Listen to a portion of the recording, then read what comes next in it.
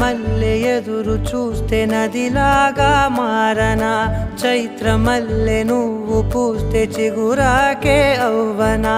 నన్నే వరించే యువరాజును అంట నీ యువరా